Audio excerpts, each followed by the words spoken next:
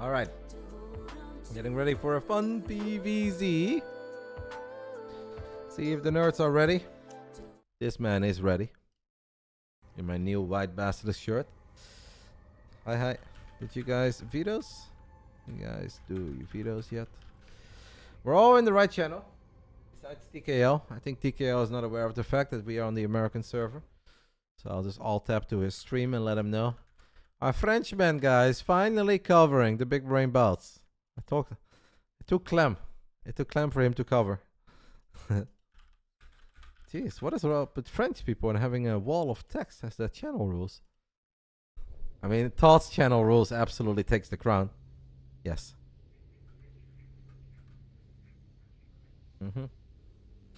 Hello, Roddy. After Jamal Hill injury, do you think Pereira versus Blauwheats will be for the title? I've not followed that at all. Who is even the champion of that division, mate? Right now. Talking about light heavyweight, right? Who's the light heavyweight champ at the moment? You have Adesanya and then... Who's it? Oh, it's Yuri. Yeah, but Yuri is injured, huh? Yuri is amazing, but he's been injured for a long time. Oh, yeah, Jamal Cho he's the interim champ. Or is he the real champ? He won that fight. Yeah, that was cool, actually, when he won. I still know very little about him, to be honest. I don't know, mate. But I will watch. I do watch the pay-per-views, but the regular random events, I don't really watch. Yeah, he beat Glover. That was a great fight by Glover. Yeah. You guys are right. And that division is a bit underrepresented these days. Hopefully it's going to pick up again soon.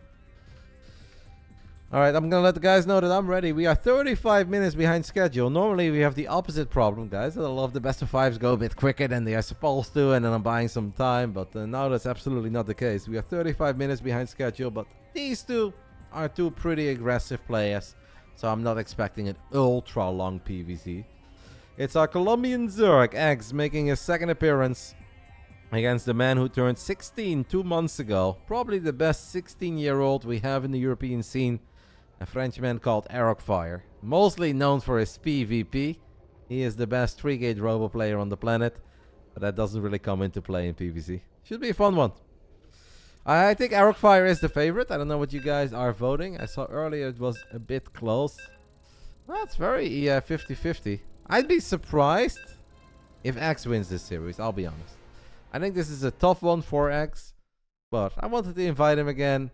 And since Arrogfire, his weakest matchup seems PvZ, I was like, this should still be challenging.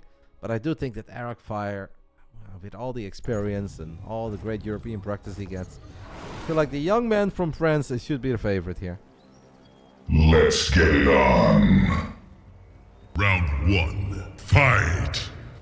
Bottom left side, guys, we are looking at the main base of the best player coming out of Colombia. It is our Zerg representing the Platinum Heroes. It's eGGz. I murdered the odds. Chat is smart. They just kind of wait until the Oracle speaks. And they're like, oh yes, that's so, Roddy. Well, betting the house. Top right side, we are looking at the main base of the best 16-year-old that the European scene has to offer. He is still representing his old team here, but I believe these days he's representing the Matcherino Esports. This is Arrogfire. Arrogfire is an absolute animal in PvP. I think he's pretty good in PvT as well. I believe that PvZ is the weakest of the three matchups. When I asked him to play again in the Big Brain Bouts this week, he was like, oh yeah, I would love to. And he's like, by the way, I'm really sorry for playing bad last time. And I was like, you never have to be sorry for playing bad, mate. The only sorry I ever want from players if they don't show up or they show up with a very lackluster attitude and they don't give a damn. I was like, at that point, I'm a bit triggered, but, you know, if you show up and you do your best, you never have to apologize for losing. That'd be insane if you have to. And honestly, I feel like I can think of one occurrence not too long ago where one player triggered me a little bit. But other than that, I feel like almost everyone has always shown up on time, has always done their best, always showed up with a good attitude and made some fun games. And that's all we really want. It wasn't you, Goblin, don't worry. You've only ever been good to me, Goblin. Bad to my bank account, but you've been good to me as a human.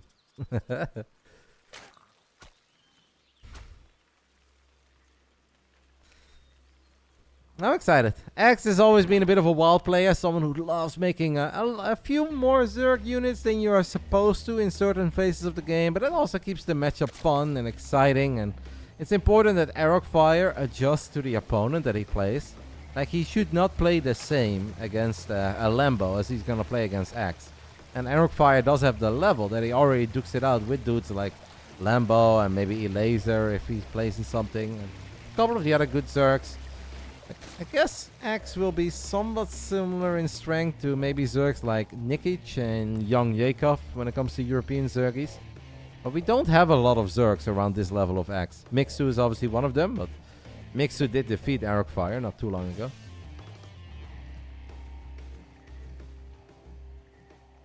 That's true, Goblin. Otherwise, it would have abandoned me a long time ago. But all the things that I've done to it. Arrogfire is making sure that nothing too weird is happening early on. Sends his first adepts to the other side of the map. Sends the shade forward. Saw the right amount of drones. Saw a couple of defensive links.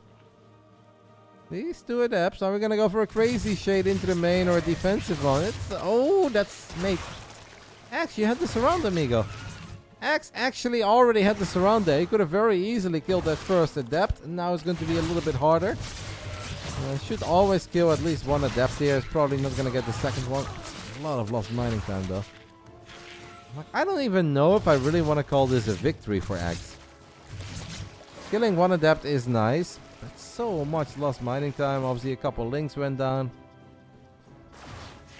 Almost gets the second one. Then it would have been a victory. It's obviously not bad for a Colombian Zergy, but he needs to clean things up. We have a quick Evo chamber going down in the back of the main. Could be for +1 melee. Oracle very casually flies into the natural, activates Pulsar Beam. At least a quick reaction there by Axe in the end. Arrogfire unhappy with his pylon positioning by the looks of it. Wow, 13 drones were on the production tab there for a split second. That's not normal. I know he's not building any links at all, but I always feel that whenever we have 13 drones on the production tab in a 4-minute game, something went wrong somewhere in the macro department. Because that is not a future of Zerg. Well, it is, but...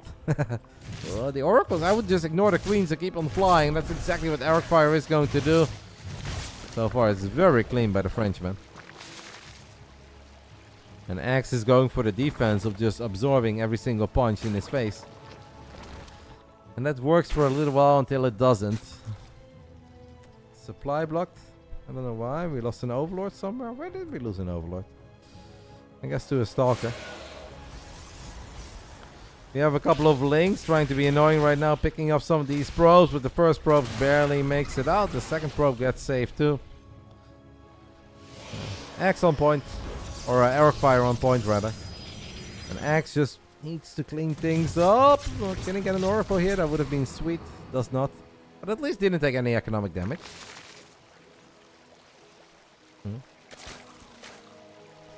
How do I like to eat them?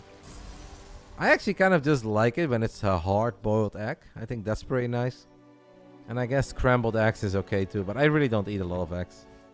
It's too complicated, too much mess. Need to clean too many dishes. That's something I eat on a holiday, you know, when I'm out. It's like, alright. In Dutch we have this thing called an uitsmijter. Uitsmijters are nice. But I don't eat those very often either. You really don't cook? No. Cooking is crazy, man. That's for crazy people. Ooh, can we? What are we doing, X? What are we doing?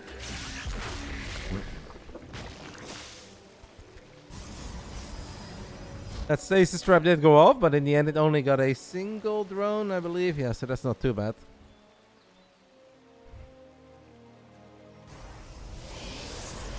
The scout by Axe is good. It's going to see the majority of the gateways. Should also see a lack of stalkers, which I think is a pretty strong indicator that he's going up against a Zealot opening. Okay, that's a very quick, crazy lurker then. Actually, you need to worry about some other stuff. Did snipe the sentry there, so that's nice. Random roaming Zerglings fighting a sentry. And now the Lynx are actually keeping Arrogfire occupied at home. All the Oracles are going to activate Pulsar Beam. They will keep the Nexus safe. How high is the Hydra count? It is not very high, guys. It is. What are these drones doing? What's happening? Why do we have random drones just chilling in the center of all these bases? X trying to still counterattack. There's some Archons in the mix. Honestly, if Arrogfire plays this correctly, he could straight up win the game. X just wants to really cancel this Nexus, and he does get the cancel. Wow, and he actually forces Arrogfire to turn around. Okay, somehow drones are dying somewhere.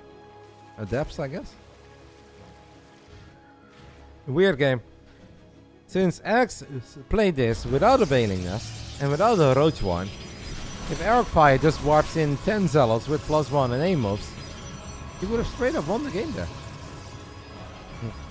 But Arrogfire is almost giving too much respect to X, and X is able to get away with murder. And now, we've got world's quickest lurkers. 8 minutes into the game, and we've got 3 lurkers. They don't have any of the hive tech upgrades, obviously. It's a spicy game between these two guys.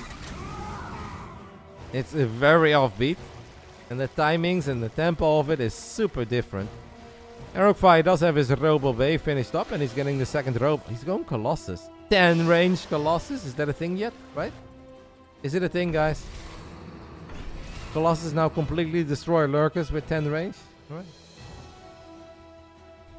I like how we have a Discord full of pro gamers talking balance for like 7 months straight, and then out of nowhere it's like Colossus +1 range. It's like, like we've done it. 5D chess, underwater gaming, 280 IQ, Colossus +1 range to save the day. X is wild. We now also drop a Nidus. So, ooh, Oracle flies over the Hydras. One Oracle does get picked up. The other 2 are still alive. Honestly, it's going to be very scary for Arrogfire, guys.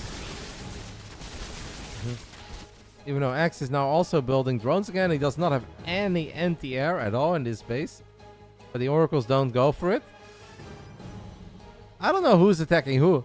I feel like both of them are gearing up for an attack. Both of them want to attack. We have a couple +1 links, but gonna get deflected. We have a lot of Zealots storming into Queens and Lurkers in the top left. It's Archons against a lot of Hydras, and this is where Hydras are the mean killing machine. He sniped the Observer as well, guys. But there are still Oracles in the back, and Revelation goes down. Zealots finding some good damage against the drones here. X immediately rebuilding 16 drones. What a strange playstyle. This time around it feels that X has a lot of units not in the right spot. Arrogfire just bounces, goes for it. Hydra's extra show up in the top left side. With a few Banelings, it would be so much more difficult for these Zealots to have this much impact. Somehow we have Lynx counterattacking and trying to pick up a Colossus in the middle of the map. That doesn't quite work. And X is going to be forced to give up this base. We do have the Hail Mary Nidus though, going up in the corner of the main. What's the lurker count? It's only 6. Yeah. 6 is not much. 6 is honestly not much.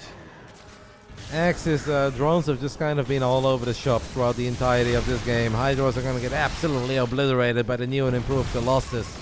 10 range, and this game is all over. I thought that there was potential for X at one point when he was able to get away with all the quick Hydras, but nah, Arrogfire is simply a little bit too strong here in game 1.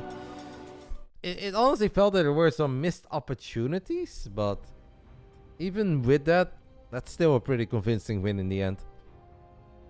I think if Arrogfire would have just sent it a bit earlier with the Zealots and the Archons, he would have probably been able to pick up the 1-0 lead earlier. And then when X did get away with the quick Hydras and the quick Lurker then I thought, okay, are we sending it on lair attack? Like, do we just go for it? But he drops the Nidus, and then he drones up, and he fires up a Hive, which is just a bit crazy. Van Ginkel in Amsterdam near Mixed Biscuits is leaving rent-free in my head when it comes to food cravings. Never heard of it. It sounds like the Winkel van Sinkel, but you don't want to go there. Huh. Was there a patch? Not quite a patch, but there was a change. Colossus now have 10 range, according to Twitch chat. I haven't seen it yet myself, but everyone's talking about it, so I assume it's a thing. After grabbing all the greatest minds that the StarCraft 2 scene has to offer, the finest pro gamers in the world, put them in a Discord for 7 months straight.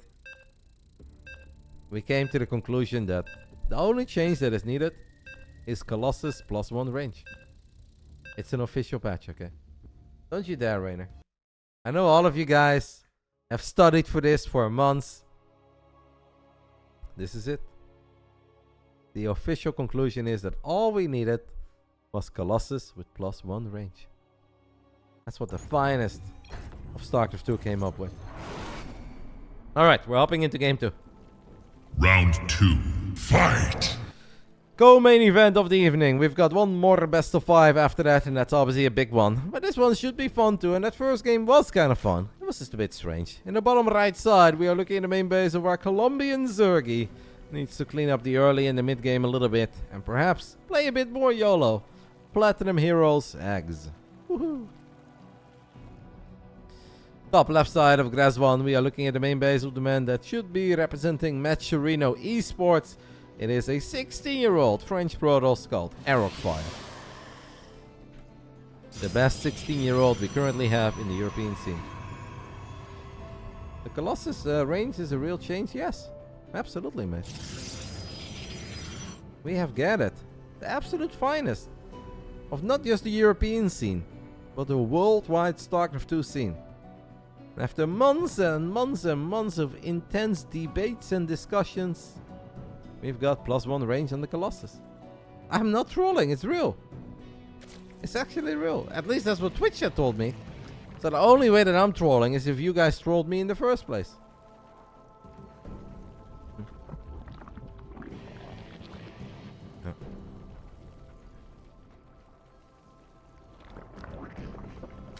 What would you change to balance things? I would give Zealots back some impact damage on charge. It doesn't have to be 8. I'm willing to take 4, maybe 6. But I have no idea why we went from +8 to 0. I still find that the craziest change in StarCraft 2 history. That was absolutely unjustified and unwarranted. So that is the first thing that I would change. And after that, the list is long. It's a little bit of like a laundry list.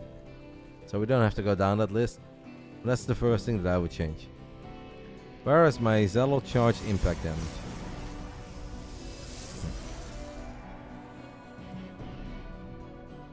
Throughout the entire history of StarCraft 2, whenever units get patched or changed, it's like, oh, +2 here, -1 there, +2 versus armored, but -1 against light. And then the Zealots, they looked at, so we played the game for like 7 years with +8 damage. Let's go 0 and see how that works out. Well, 6 years into the future and we are still waiting on our first Protoss champion. I know Hero won 3 McMasters Atlanta, but still. Do you think there will be ever some more adjustments from Blizzard? Yes, because there is a balance, chat. I am not part of it. Big Gabriel's not a part of it, but everybody else is. And they are still working on stuff. They nerfed Banes pretty hard. They literally buffed the HP of Banelings. What are you talking about? Why aren't you a part of it? I'm just way too busy, mate. I'm way too busy. I'll leave the balance up to you guys.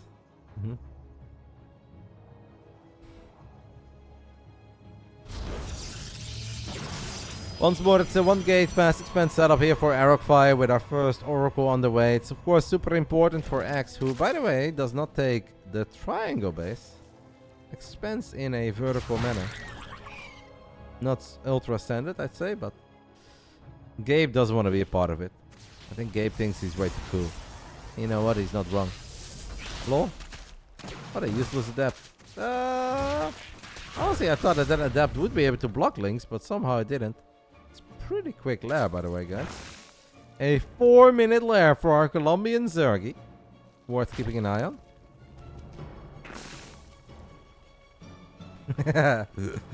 At this point, I'm not even surprised, BK Iraq.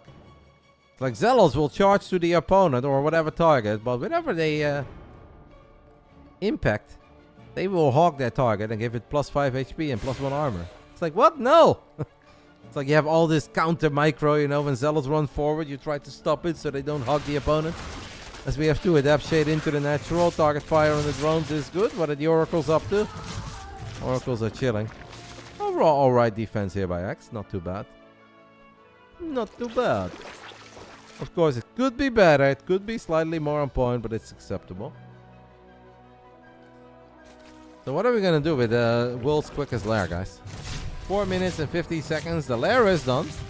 X throws down a scan. We've got Overlord speed. Do we go for a bit of a Lambo special here? Is the German Uber still a thing? Can we create a German Autobahn? With some Overlords. I wouldn't hate an all-in or 2 here from X. Roaches, Hydras, Evo Chambers. X is truly a jack of all trades. It does it a little bit of everything.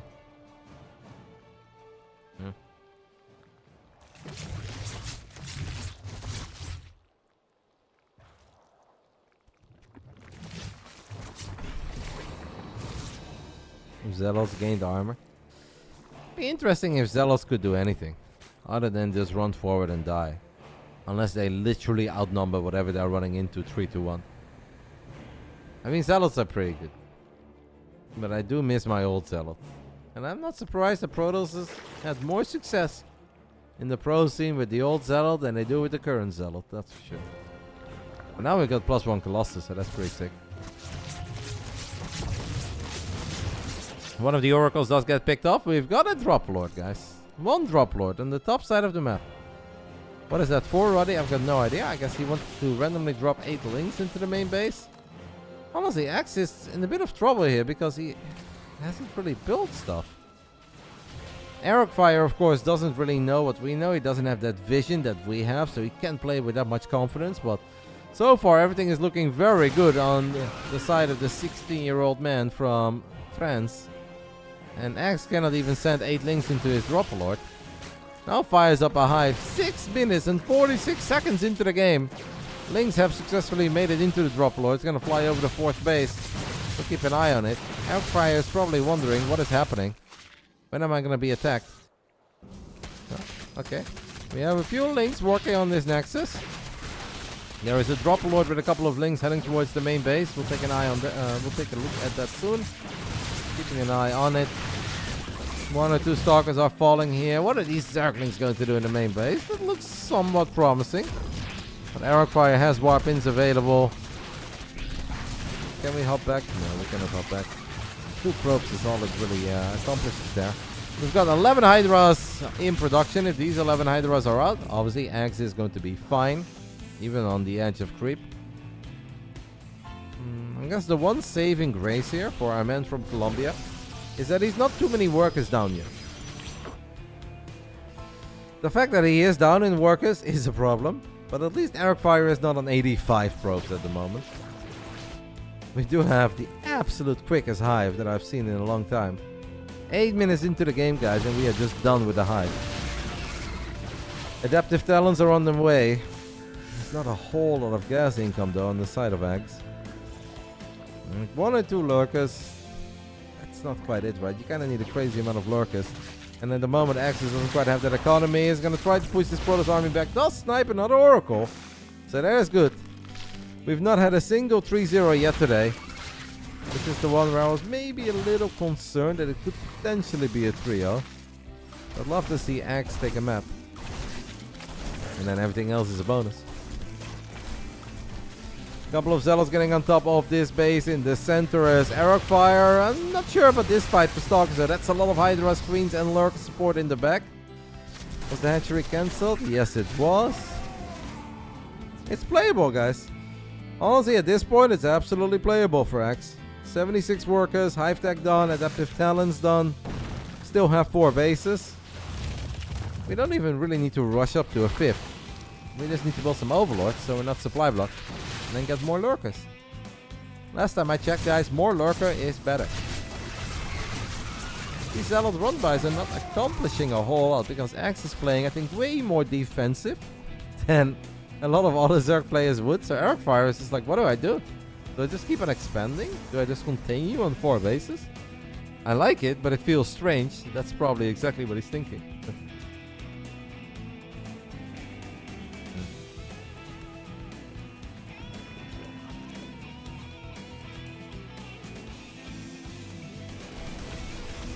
There's a lot of Zealots getting on top of a hatchery once more in the center of the map. I don't know what's happening with the pulse BMR as we have a... okay. I was confused about that too in the chat, but joking about Dave. More Zealots running into, honestly, a very well set up axe to deal with all of this. Roaches to buffer a little, lurkers in the back getting some good shots off. And if Arrogfire does not get a Robobay, I really believe, and Arrogfire does not have a Robobay, I do not believe in ground toss against a lot of lurkers. If we have Disruptors in the mix, then I do believe, as Arrogfire honestly looks at his arm and he doesn't seem too impressed. There's 8 lurkers. Is that... I don't know. Good, we're gonna land an abduct on one of the Immortals. That Immortal is stuck. Come on, X, spend your money, mate. If you spend your money right now and you max out, you're gonna wipe the floor with that terrible Protoss army. Do we have Storm? There's no Storm. So it's just Archon Immortal Stalker with good upgrades against lurkers. I know which side I favor. Rainer says the Toss army kinda sucked, and I'm going to agree with him. Like, the upgrades are good. Maybe Arrogfire's plan is to just outmaneuver the Zerg army over and over again. But these are high-tech lurkers with both of their upgrades. We are getting a lot of Hydras, and even Hydras are very good here, let's be honest. The mean killing machine. If it does not have to go up against Disruptors, High Templars with Storm, or Colossus, it's actually pretty good. A couple of Vipers are going to lead the charge. They land an Abduct, they land a Blinding Cloud as well, and Arrogfire is in trouble. He's got all the money in the world, and he's a rich boy, yeah, la la la la. But he can't really do a whole lot with it. Sends a couple of Zealots into the natural, and a lot of units come back. I'm not sure if I really like that. And X forgets about a couple of his Hydras and Vipers, but good news is that he's got a bit of money saved up as well. What's our lurker count? 11. I really wouldn't hate like 2 or 3 extra lurkers. Leave a lurker per base. He needs to fix his idle workers. X is obviously a very good player and he does a lot of things correctly. But he has a shocking amount of idle workers chilling in a lot of these games. Let's fix it though. Yeah, Arrogfire absolutely could have had Disruptors, but he decided not to. We are relying on the 13 gateways and getting 2 more. And just sending in Zealots. Wave after wave. Roaches and Hydras are going to get on top of a base here. They'll find an Immortal that somehow lives because batteries are good. Okay, careful near the battery overcharge. X. Okay, he has a lot of lurks on the right side. It's okay. Arrogfire is not sure. Can I fight? Can I not fight? No detection. Oh my goodness. He completely ran out of detection. He lost the Oracles and he's got 0 observers. That's a bit of a problem, guys, when you're playing against a high-tech Zerg with a whole bunch of lurkers. No detection at all. Oh. I don't know if it was doable, but yeah, maybe. But without detection, it's not. Yeah, okay. We have a couple of observers showing up now and an Oracle that's going to drop a Revelation. But Arrogfire has lost an important base and has lost a lot of his power units. And his army is not getting any better. He's going to go for it. He believes here. But that is a meat grinder if I've ever seen a meat grinder. The spiky boys are doing their thing. Zealots are dying. It's a fun series between these two. X, in his weird, unconventional way, I think he's going to tie things up. And that means the only 3-0 I have to worry about tonight is Clem 3-0ing Rainer. Which is quite likely, but yeah. We're not going to get ahead of ourselves. Do believe the 21-year-old Rainer is pretty decent these days. GG gets called, and our Colombian Zerg X ties things up. Arrogfire, honestly a bit stubborn in that game, guys. Arrogfire was a little stubborn. All the bases, he played that like he would play against a Zerg that was out and about and was trying to out-expand him. But like just sending in Zealot after Zealot against a 4-base Zerg that clearly is waiting for these run-bys. And then not going for anything that's truly good against lurkers felt a little shocking. But fun for us. Means we're all tied up. Game 3 is going to be played on Babylon. I still feel pretty good about the Arrogfire prediction. I think Arrogfire is the favorite, and I think you guys can see why so far. But very nice for X to at least give us a series. And from here on out, we can dream. Not drone. We can drone too. We can drone and dream. Why do you sub to this channel? Because you love Max and Rainer as much as I do. That's why. The Red Bull vibes are strong in this channel. Roddy over here costing me channel points, which are extremely valuable. That is true. 1 million channel points and you can buy a sub to my channel.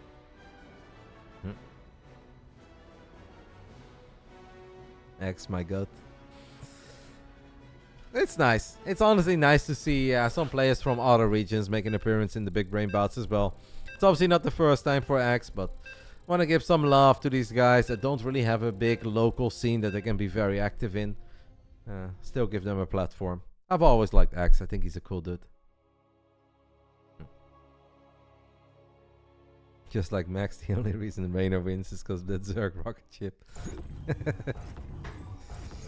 Alright guys, we're all tied up in a co-main event of the evening. Winner gets $100, a loser gets 25. Round 3. Fight. In the top left side of Babylon, we are looking at the main base of the man that's representing Platinum Heroes. Had a 6-minute, 45-second hive. I don't know what that's all about, but it happened. It is our Colombian Zergy, eGGz. Woohoo. How old is eGGz these days, guys? I met him once when he was a proper young kid. I think he was not old enough to join us in the casino. I think he must be in his early 20s now, no? In the bottom right side, we are looking at the main base of the man who was born in the year 2007, I believe it was. That's pretty crazy. I was literally a Warcraft 3 pro gamer when this man was born. Representing Maturino Esports, it's Arrogfire. When is Rainer vs. Clem? You know, we decided to do the main event actually before any of the games were played today. So the stream started with WTL.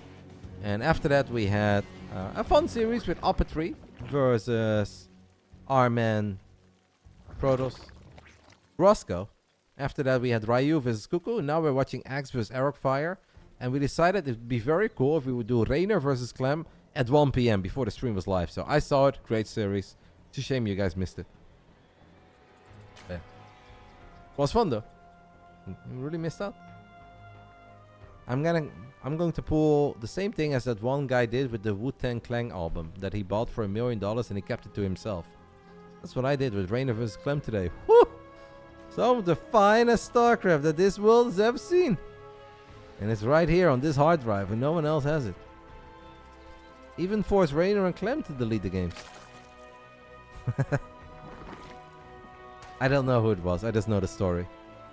Is it the guy from the pharmaceutical drama too? Is it that dude?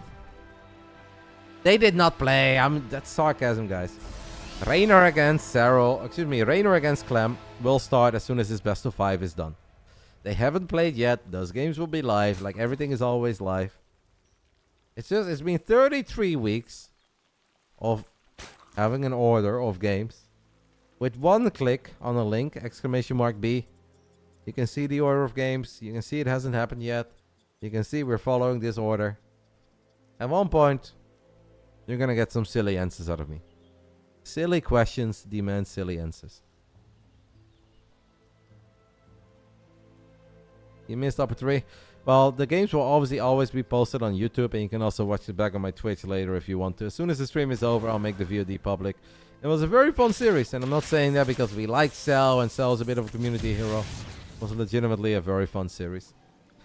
So what do we got here, guys? In Game 3 between eGGz and Arrogfire, because I'm not paying attention.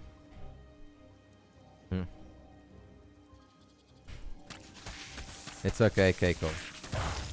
Rainer against Clem was supposed to start around 9, but we are a bit behind schedule because the games have been very long today. But as soon as this best of 5 is over, we take a 3-4 minute break and then we hop into Rainer versus Clem. We have 2 adepts potentially shading into that middle line once more. It's not going to happen. The fact that a couple of slow Zerglings killed 2 probes though and then only a single drone went down, that's honestly kind of promising for our Colombian Zergy here.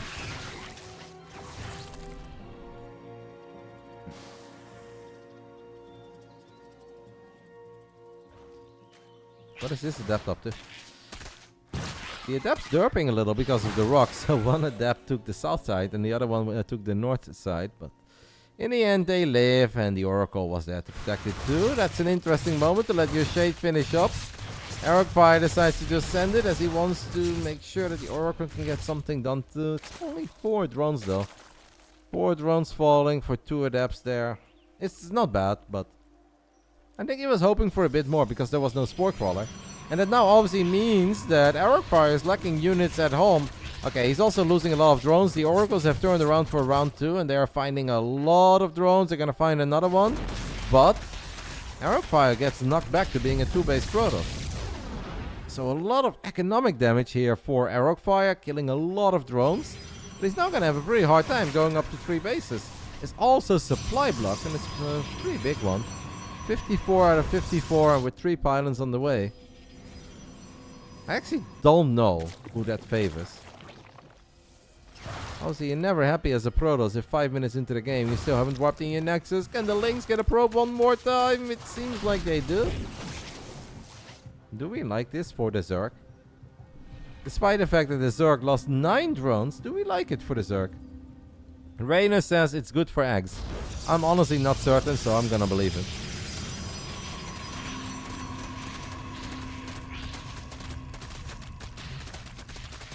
Pretty quick Overlord speed once more for our Colombian Zergy. As he fires up another round of Zerglings. Got 9 Lings out, 14 extra on the way. Not really any upgrades yet. We're trying to get the Queens in the correct position. Triple Oracle. Not going for it. This time around, we go for a bit of a German Autobahn, right? I think this time around, X is sending it. How many Queens do we have? 5 Queens. Do we make more Queens? I have the feeling that this time X is gonna go full Lambo on us. Bunch of Lings on the other side of the map. Grab a probe immediately. Will not get a cancel. 49 drones. Nothing but roaches. Here is that German Autobahn, baby. An Overlord dropping creep. This Overlord is gonna drop some creep. And now it's gonna be roaches, Lings, and Zerglings running to the other side of the map. And Arrogfire is going for +1 and Zealot charge. Yeah, great against Zerglings. Terrible against roaches. Okay, the roach count is a bit underwhelming at the moment. I made it seem like we had 20 roaches. It's kind of odd now. I don't know. Where are them roaches at? That's what I want to know. First Immortals in production is not quite out yet. Queens are off 3 for a split second, but Force Field saved the Queen, and now Creep has been dropped, so Queens can actually transfuse as well. No, Arrogfire is shooting at his own Nexus. Why would you do that? As these Force Fields will obviously expire. It's a little bit chaotic. We've got a battery overcharge that we can work with, and he's going to go for it rather quickly. And Axe is going to respect that battery overcharge. He's going to run back. Again, the Force Field saved the Queen. Can we stop saving Queens with Force Fields? That's not really the way to pick up Queens. Roach count is getting up there, guys. And now there is no battery overcharge. We do have 2 Archons. I hope those Archons won't get stuck. Old Archons would have absolutely been stuck there. New Archons are not. This is such a crazy fight. Not sure what to make of it. Like that one Immortal could potentially save the day here. Axe, you cannot go back, mate. You need way more. Don't you dare to go back. Don't you dare to go back. No more, no more, no more. We're gonna drop a couple of corrosive balls. Oracles leading the charge once more. Second Oracle dies. Now Archons that are being healed up by batteries feel brave. But there is no battery overcharge yet. Immortal count is at 2 though. This is turning into a hold, man. Ah, sweet hold by Arrogfire. As that corrosive ball did connect with a couple of probes. Ah, impressive, guys. Impressive. That was mighty fine by the 16-year-old man from France. Who now has a 15 worker lead. Charge is done. I wouldn't hate a War Prism here. I kind of feel like a War Prism would just close this out. Actually, there's very good movement on that one Immortal. That one Immortal was pretty much the only good unit he had for a little while. The Force Fields, they did their job. They bought some time. They didn't guarantee any kills, but they bought time. They bought time for a second Immortal. They bought time for the Templar Archives to finish up and get a couple of Archons in the mix. And then the extra batteries finished up as well. I thought the overcharge was pretty well timed. Is Axe dead now? Yeah, I think Axe is kind of dead. But since these guys are still somewhat young and inexperienced, we do see some big throws. Like, if this is a Lambo against Showtime, I can guarantee you that Showtime closes it out from here on out. Maybe Arrogfire does something silly, but I'm not expecting it. I think he's got a pretty good read on the situation, and throughout the best of 5 so far, I think we have seen as well that X is the one who's often doing more stuff of a weaker economy. We do have a cool Roach run by, but the Protoss get out of jail free card has been activated once more. That used to be a real thing that people would spam everywhere. Like, Protoss is out of position to get out of jail free card. The recall is broken. They still spam it. It's so stupid. About all the things in this video game that you could complain about. They complain about the recall. Protoss undo button. I think there was a moment where X, during that push, made a few more drones. Like, Hydras are pretty expensive units, and making Hydras of 50 drones is not really a thing. 66 is slightly better. The problem is just that Arrogfire has learned from his mistake on Gresvan, and this time around he is building Disruptors. And if you don't have Hive Tech, you don't have Vipers. Roach Hydra, you can have 100 supply advantage. You can lose against a Protoss with a couple of Disruptors, Archons, and Immortals.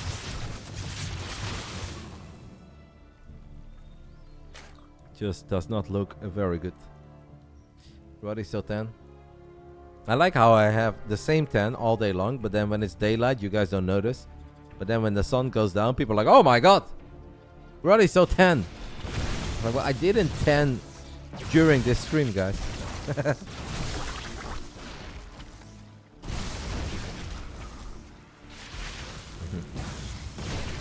Imam Yak 10. That's what it is. He's golden. I love it, mate. Thank you. You're gonna get a mod status right now after this game. We found a new mod. We have a Purification Nova flying forward, and that's a sweet connection on a couple of Roaches and Ravagers, and this really is a bit of an unfair fight, guys. Arrogfire's army is big. It's terrifying. X has a couple of Roaches on the other side of the map that gets deflected by a single overcharge. Absolutely nothing to see here, Zerg complainers. This one is ultra over. Excellent defense at home by Arrogfire. I really love the way that he pressed that battery overcharge button. That was picture perfect. And meanwhile, he focused on the fight on the other side of the map. And our young man from Francais takes the 2-1 lead with a very impressive hold earlier, to be fair. That was actually very well done.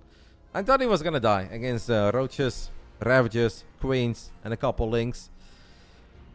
Maybe it would have been better if X, instead of trying to go through the bottom of the map, if he would have just gone through the center. Because then you always have to worry about defending your natural and your third base at the same time, right? And now Arrogfire could just safely reinforce the third base over and over again. But still very well defended. Not easy without a Prism, with only one Immortal, no Blink Stalkers. I think that deserves a little round of applause.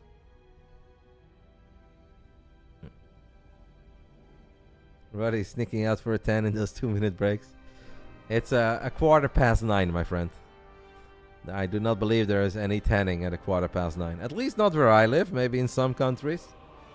There is a good chance, though, guys, that if I'm spending a lot of time outdoors in Saudi Arabia, that when I come back from Saudi Arabia, that you guys won't recognize me.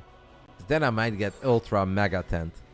If I kind of do it in doses and I don't burn myself, then I can get way, way, way more 10 than I currently am. Like right now we have a 10, but I can get proper dark. But I can also just get sunburned and then have to start all over again. So it's a fine line.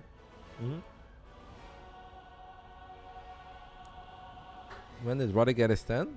Just slowly but steady over the last 3-4 weeks. I was already 10 when I went to Sweden for DreamHack Masters Yon Shopping.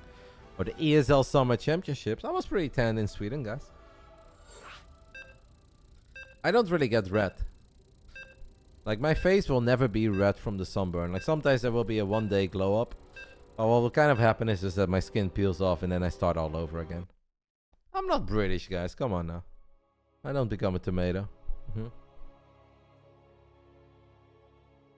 For me, it's just fun to wing it. I'm an old man, mate. I just enjoy getting a 10.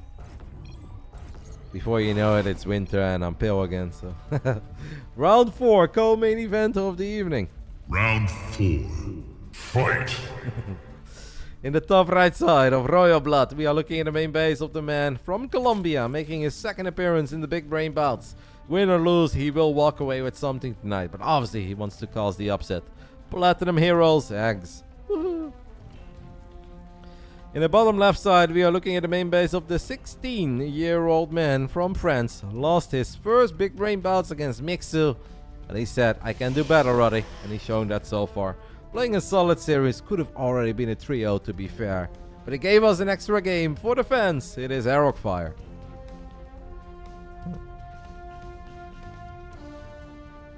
It'd be very, very surprising if eGGz can somehow turn this around. I felt there was potential there on Babylon, but if you are that close in game 3, it's really hard to just mentally reset it all and do it all over again.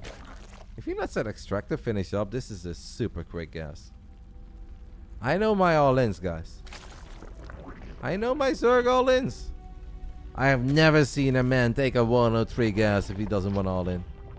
Did Rainer play? Yeah, Rainer played at 1 PM today. Off stream. It was just for me. It was Rainer, Clem, and me. I didn't broadcast it. Yeah, I do have it though on my hard drive. One hell of a series, mate. Shame you guys couldn't watch it with me. But it was good. Fireworks. I discussed it with myself in the mirror, and I was like, I think that's the finest TVZ we've seen all year long so far. Yeah, BK, Arrogfire was actually one of these kids that was too young to participate in the DreamHack Masters or the Europe Regionals. Well, if he would have just turned 16 a while ago, he would have probably been more well known. I mean, you guys would have seen him at some of the LANs and some of the online Europe competitions, because he's absolutely good enough to be top 32 in Europe. It's just that he had to wait until he was finally 16. I think his birthday was on the 24th of May, so now he's old enough. That's why he also participated in Sweden. That didn't go very well yet, but I think it's hard to turn 16, you wait all this time, then show up at a LAN and dominate immediately.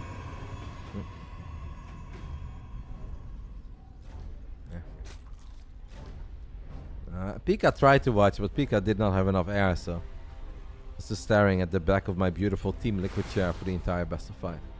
Great series though, guys. Great series. Rainer vs. Clem was awesome.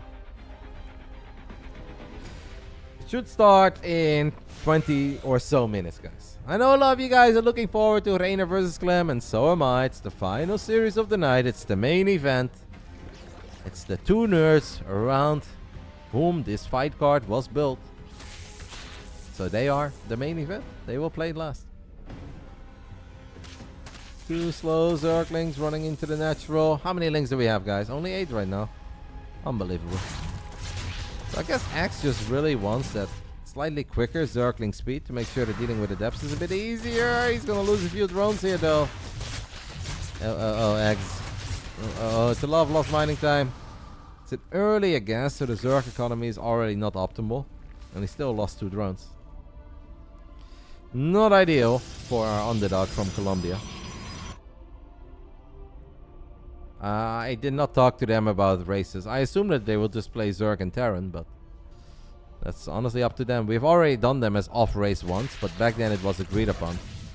The idea for this Friday was definitely that they both play their main race, but in the end, I can't force them.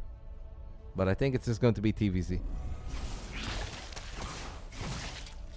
We have a 4-minute Roach Warren going down on the side of eGGz. Kind of odd. eGGz doing an alrighty job with his Zerglings, picking up the probe that's trying to warp in the Nexus. Still don't love the opening for eGGz. It just feels overall it's not quite economic enough. And if you then take some damage from these adapts and some lost mining time, his gas is so early, and the reason that matters is that obviously that's -1 gas for the extractor, I said gas but I meant drone, -3 drones to saturate the gas, so that's 4 workers that are mining gas a little bit earlier than they are supposed to, which obviously really hurts your mineral income. Queen positioning pretty good this time around, drones bouncing all over the place, but good job by Arrogfire. Keeps the low HP Oracle in the back, splits off the high HP Oracle, turns around, activates Pulsar Beam one more time, and just grabs 2 extra workers. It's adding up.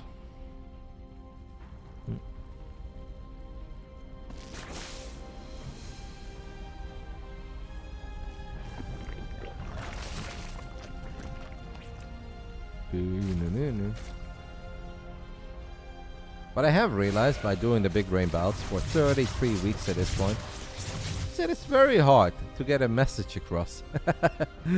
Like obviously you have different people tuning in and out and watching at different moments, but it is hard to get a message across to this community.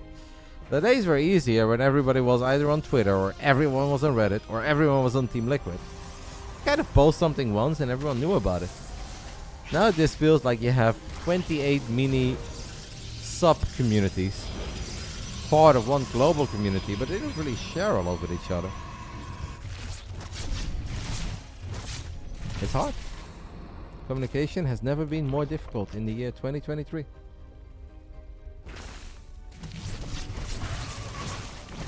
Absolutely, Forever Nutcher. That is indeed a thing. And I mean, I'm guilty of that too, but... Ah! One final queen. One more shot is all it took for that queen. As we have a pretty quick infestation pit going down once more on the side of eGGz. I have to admit that I'm getting pretty tired, guys. It's been a very long day for me. I did the WTL before, and maybe in the future, well, I guess I don't have to worry about it. Regular season is over, so this was the last time, but it's obviously pretty hard to do 2 best of 7s into multiple best of 5s. Even when I try to take it easy during WTL, if the games are good, I can't help myself. You still get invested. But I'll make sure that I've got some energy for you guys for Reina versus Clem. I seriously hope that Arrogfire makes top 4 in ESO. That's a little much. I think Arrogfire is very good. For how young he is and perhaps the lack of experience, I think he's already very good. But top 4 Europe is pushing it a little bit. That basically means that he has to take out guys like Lambo, Showtime, Gabe, Spirit, Max Specs perhaps to get there. Like, top 4 Europe is incredibly difficult for anybody to break in. The Oracles are going to activate Pulsar Beam one more time. 6 runs have fallen. What are the Roaches up to? Okay, the Roaches really wanted to get that Disruptor. They do get the Disruptor, guys, but it's not all about that Disruptor. We also have a couple of Immortals just wailing away at these Roaches. And this was, I don't know if it was a donation or an attack, but what I do know is that it absolutely did not work out. eGGz trying to pull a cuckoo there, guys. He's like, I want that Disruptor. He got the Disruptor. But he paid a pretty hefty price for it. I don't think we lost any Roaches before that. So I think we legitimately just lost 17 Roaches to kill a Disruptor. Pronouncing WTL has more syllables than World Team League. Thank you for sharing that, mate. I will never call it the WTL again, okay? It's very hard to get. Europe top 4 is hard. I think if you are an up-and-coming player and you're new to the upper echelons of the European scene, first goal should always just be playoffs, right?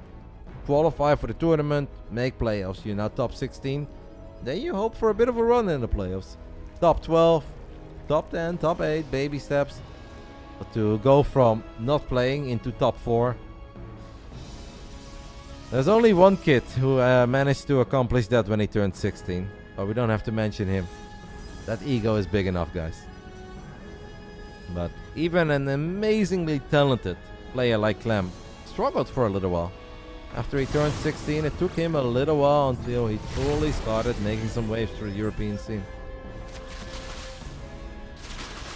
Got Roaches and Ravages on creep kiting. eGGz obviously, guys, is in all sorts of trouble because he lost 17 Roaches to kill one Disruptor. He does have Vipers. And he lands an Abduct. That's obviously very good. eGGz's supply suddenly exploded as he queues up 14 more Roaches. I know that Johan Mello tells you guys that the supply does not lie. If the Novas don't connect, the Roach Hydra army is going to be good. It's all about the Disruptors. So far, so good, honestly, by our Colombian Zergi.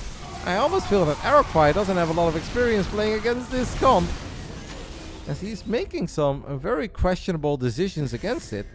It's like he doesn't really respect Roach Hydra because he thinks it's terrible. But if your Disruptors get abducted, you could still be in a bit of a pickle, my friend. Arrogfire just lost 40-50 supply. He's going to lose another Disruptor too and an Oracle. Sweet baby Jesus. What is happening?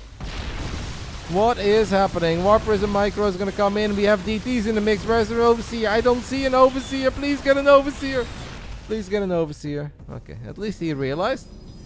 Man, Axe suddenly is in a pretty sick spot. All he really needs to do, guys, is land one more abduct on a disruptor. And he might actually be able to send it into the rubber match. Arrowfire shows absolutely no love and respect to Roach Hydra. Perhaps for all the right reasons. One Nova knows all it takes. That's a good one. Unfortunately, the second disruptor a little bit misread, but the sick hot pickup with the War Prism. Alright, that went a whole lot better for the young man from France. His heart probably skipped a beat or two after he dropped 60 supply and he didn't get anything done. This is very awkward for Archons to fight. I don't know if I want to see my Archons go through this little choke point. It's absolutely not game 5 guaranteed yet. I think I still like it for Arrogfire even, but these abducts, man, the vibe. Oh no, Arrogfire, be careful. As he move commanded there for a split second. These abducts have been top notch. Arrogfire is having an incredibly difficult time landing good Novas. Does land one Nova there though. That I think is perhaps all he needs. Can we warp in a couple of Zealots on the left? Yes, with battery overcharge as well. And what looked like was going to be a bad fight for Arrogfire turns into an absolutely amazing fight. Because one Purification Nova is truly all it took. Oh, that's painful for Axe. He did a lot of things right there. One Nova, guys. Haha, Reine. Sure, mate, sure.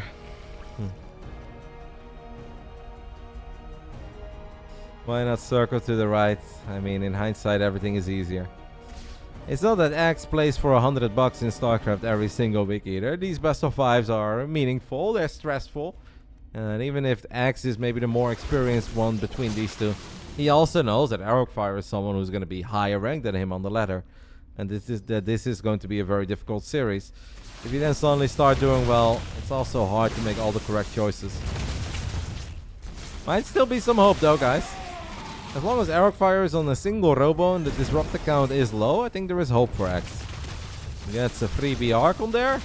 Bit of a Clown Fiesta. We are splitting off some units into the natural, not super interesting. Good abduct, not tiny abduct, guys.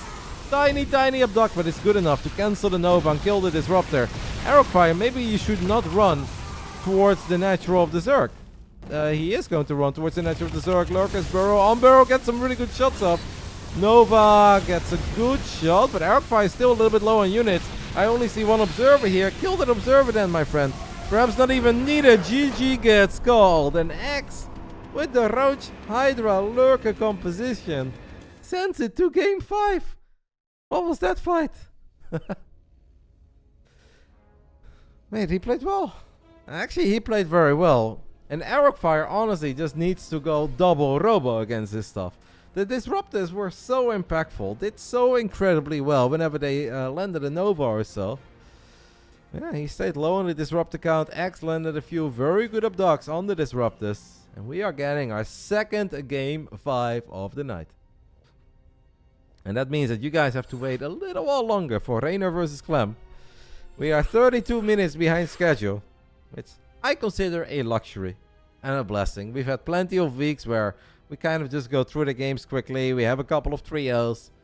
Today, 3-2, 3-1, and now 3-2. Great series. Yeah, this was... honestly, this is even a bit closer than I expected. I'll be dead honest with you guys. I'm with you guys. I thought... I wanted to give Axe a shot because Axe asked me for a while. And I was like, man, who can I give him? And I was like, okay, we'll do Arrogfire. Since Arrogfire lost last time against the Zerg, that's Mixu. I think Mixu's a bit better than Axe, but I was like, you know, that's kind of fun. But I thought this would be like a 3-2-1 in favor of Arrogfire. It's very close. Yeah, it honestly feels that Arrogfire is just from a completely different era.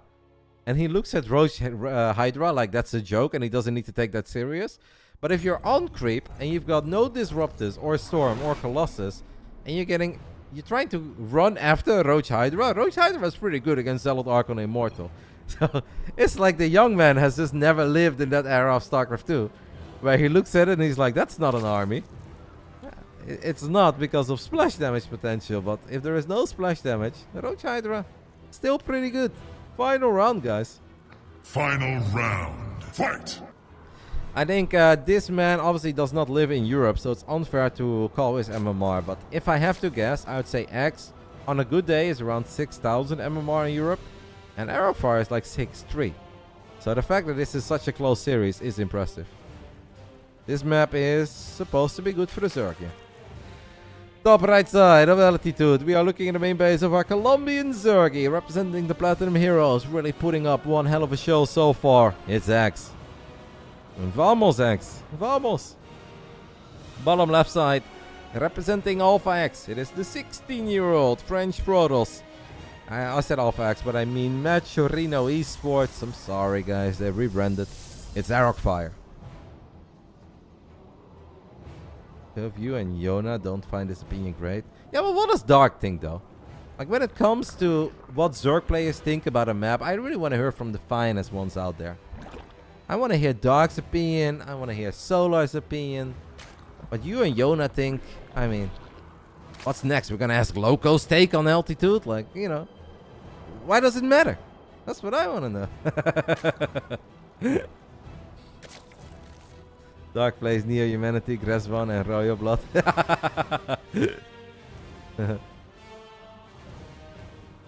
Rip Loco. If anything, that was a compliment to Loco, man.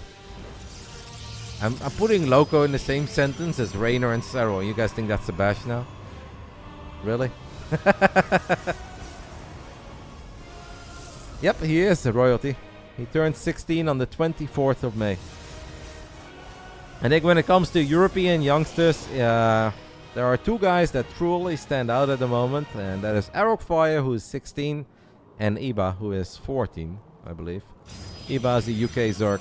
They're both incredibly good.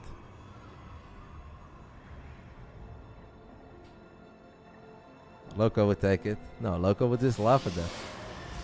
And be like, yeah, sure. We're all the same.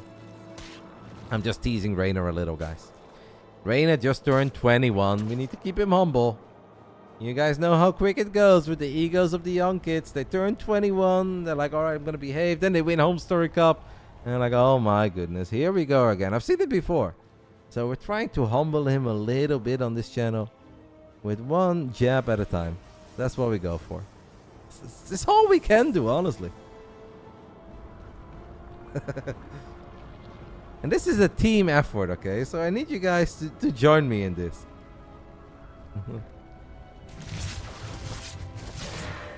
Yeah, a little bit dicey. Young Zest, he played well, man.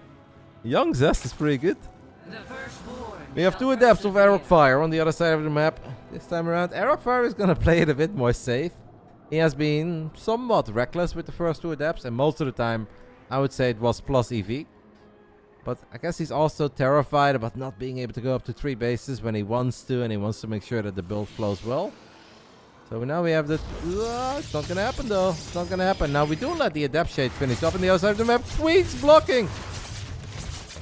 X loses a couple drones. He's going to lose a few more drones. This is interesting defense. At first I was like, it's 200 IQ defense, but now we lost 7 drones. And I'm like, maybe not. 7 drones for 2 adepts is not quite it.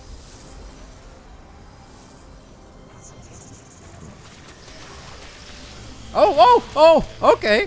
Lynx can run in. Did not expect that either. Oh my goodness, what is happening here in game 5, guys, between X and Arrogfire. The adept was a little bit out of position. Now a couple of Lynx run into the main base. I wouldn't go for that pylon, mate. Out of all the things you could have gone for, that pylon would not have been my target. The Lynx run back out. A little bit of lost binding time. A few more probes went down than were supposed to go down.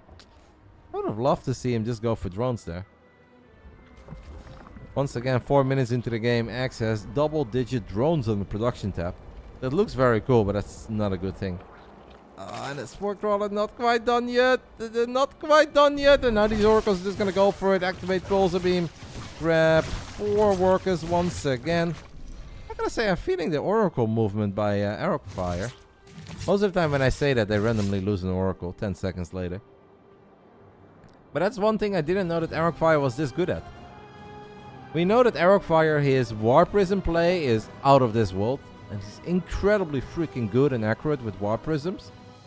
He seems very good with Oracles too. And that's not an easy skill to maintain or to achieve. I've been playing this game for 13 years and I'm still terrible with oracles. And I've accepted that it will always be like that. Good job there, keeping the adept alive as well. Axe losing all of these links, not getting much to show for it. But if we've learned one thing, is that we shouldn't call games over too quickly between these two. Our second to last series of the night. We've got Rainer versus Clem coming up as soon as this best of 5 is over.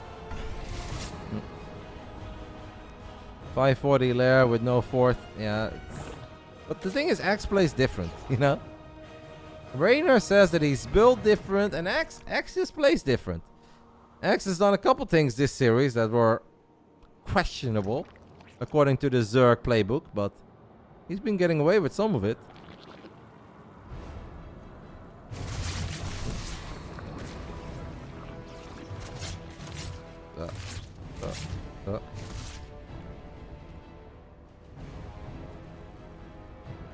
Axe needs fewer bases with Roach Hydra. He never seems to go melee. I believe he went melee one game, right? Didn't he go melee on Ancient? He went +1 melee into Hydra? Or am I crazy now? Or was it? Yeah, no, that's... I think that's what it was. With an evolution chamber in the back of the main. 7-minute infestation pit has been dropped down inside of the main base. I'm going to drop a Hydra then once more. I mean, Roach Hydra is really not supposed to be that good, guys, because Disruptors completely destroy it. And that basically forces the Zerg to turtle a little bit until they get Hive and they get a bunch of Vipers. But even once you get Vipers, if the Protoss player still has Oracles from the early game, drops a Revelation, lends a feedback, there's not a whole lot you can do with Roach Hydra. We have a few links, just going for a tiny counterattack. A very random attack here by Arrogfire, as not his entire army is in the correct position. He does land a couple of good force fields. Corrosive Bow is going to take care of these force fields though. Arrogfire, please go home, mate. You've got 1,000 minerals in the bank. If all he wanted to do here was just poke and see what he's up against, I think it's okay. That's kind of what it was. He only lost some zealots, so no need to panic. And it kind of feels throughout the series, Arrogfire has very little respect for a bunch of roaches on creep. And it's like, it's just roaches, but Protoss units can have a hard time actually getting in range and forcing the fight.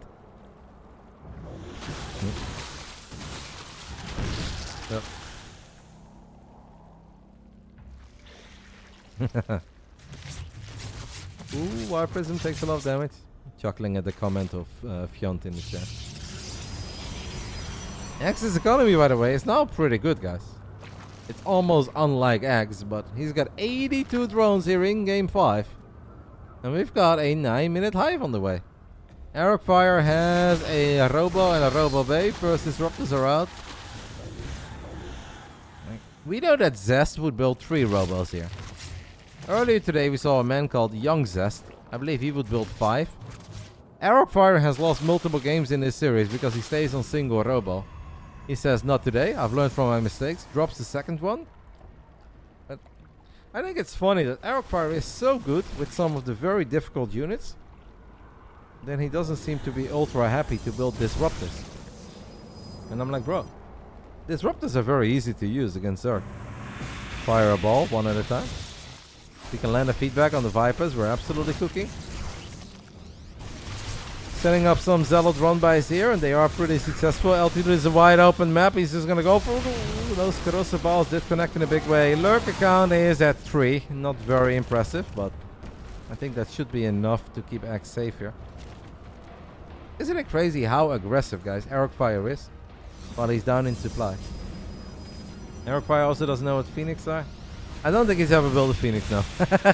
Arrogfire, that's a big concave you're walking in, my friend. Disruptor, he's Axe was trying to pull a cuckoo, but then he decided against it. He's like, no, that's not a very good idea, so he runs back. And that was honestly very scary. We have an excellent Zealot run by in the triangle. Like, Arrogfire is doing a good job here, but he still needs to be careful. A couple Zealots are going to come in from the bottom, the main army of the Protoss, making it up the ramp here in the top left. Nova flies forward, gets another good shot. I mean, life is easier with Disruptors, guys. Life is easier with Disruptors, as you guys can see. 15 drones are dying. Zealots all over the third, and the extractor can X hang in there for just a few more lurkers. It's honestly starting to look a little bit unlikely here in Game 5. Our man from Colombia has played an awesome series against a very strong, talented opponent. And he made it so close, but I'm afraid it's barely not going to be enough for X. He's going to try one more time, saves the hedge. The lurkers survive. The hedge will obviously now go down against all these immortals. Can we surround his army? Can we have to A move? Do we have enough Zerg forces out there? There are some Vipers in the mix. What are we going to do? Okay, Oracle's dying. Arrogfire getting a little reckless there. What's the disruptor count? We're back at 3. Lurker count's still just at 3 though. Arrogfire has the kind of army that you just kind of want to aim move with, right? You're like, have I done enough? Do we have detection here though? We have 1 observer, so yes, we do have detection. 1 observer in the mix. Nova misses. War Prism has gone into the main base. Oh, what a blinding cloud! What a blinding cloud there by Axe, who doesn't have a lot of lurkers. Honestly, pretty sexy blinding cloud. Hydra's gonna try to take care of that prism, but the Zealot Warp in does finish up. And that means more Zealots to worry about in the main base. However, Axe kind of holding, guys. Arrogfire's like, fuck, I need another robo. Yeah, that's right, mate. You need another robo. What about a few more observers? Don't find yourself... He lost all the oracles, guys. Lost all the oracles.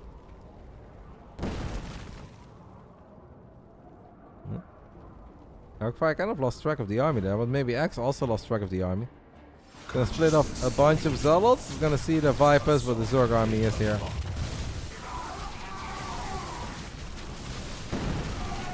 Like, this should be game over.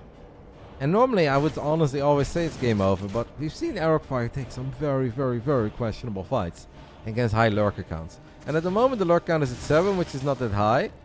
But I can see X win a fight very convincingly if he gets 10 lurkers and some abducts. Not if he starts losing lurkers though. I was like, maybe he's got enough money to max out one more time. And then just land the sickest blinding clouds as more Zealots running into the third. These Zealot run-bys have been relentless. Like, it should be impossible. It should be game over. But once upon a time, I watched a magical ZVZ on Thunderbird. I think that's the name of the mech. I do think it was Vipers though. Getting Miss Rally. Do we get a blinding cloud? No, we're going for abducts. A lot of Novas flying towards the Zerg forces, and that's good enough. That is good enough. Unfortunately, Axe is not able to max out, and Arrogfire will close it out. An excellent best of 5 between these two. And the young man from France, who turned 16 just 2 or 3 months ago, will get his first win on the Friday night. Lost against Mixu, but takes down X in a best of 5 that went to distance, went all the way. Super fun series. I hope they both had fun. GG's, guys. Well played. Obviously, they both get some money. Everybody gets money in the Big Brain Bouts. Arrogfire gets $100 for winning the series. X gets $25 for playing. Obviously, it always sucks if you go to game 5 and you feel like you're so close. But I think just a fun series. Nothing to feel too bad about if you're Arrogfire or X. Well, maybe some learning moments for Arrogfire, to be fair. Made life a little harder on himself and almost felt like the young man got introduced to the power of Roach Hydra on creep for the first time in his life. Thank you, Birgit, for the prime. Let's go. A new sub, guys. We welcome them. That means we're gonna settle this prediction as we get 10 more subbies. Naniwa. I see you, Naniwa. Welcome, mate. Thank you to Basilisk for 10 more subs. 82% of you guys followed my advice, and 82% of you guys was ready to get very upset at me, but in the end, Arrogfire did ship it, and he did bring it home. Now, I do really wonder what you guys vote here. Clem versus Raynor, best of 5. Oops, best of 5 main event of the evening. BBB number 33. Clementine? Clement. Let's go with Clement. Raynor. You guys can vote. It's a best of 5. They should play with their main races, but obviously that is up to them. It's a free world. They are able to do whatever the hell they want. Good choice with Roscoe and upper 3. I expected Roscoe to stomp Cell. Sorry for my blasphemy. I didn't think it was going to be a stomp, But I did feel guilty. I was like, oh man, I was supposed to give him SW Pro. Then I wanted to give him Molten. Now I gave him Roscoe. I was like, poor Cell. He's not going to be happy with me. But now in the end, he's extra happy with me because that was one hell of a series and a very well-deserved W. All right. The prediction is open, guys. I'm going to need a couple minutes for myself to make sure that I can do a good jobby for you guys in the grand finals, or, well, the main event of Basilisk Big Brain Bouts number 33. Raynor versus Clem, all on the European server.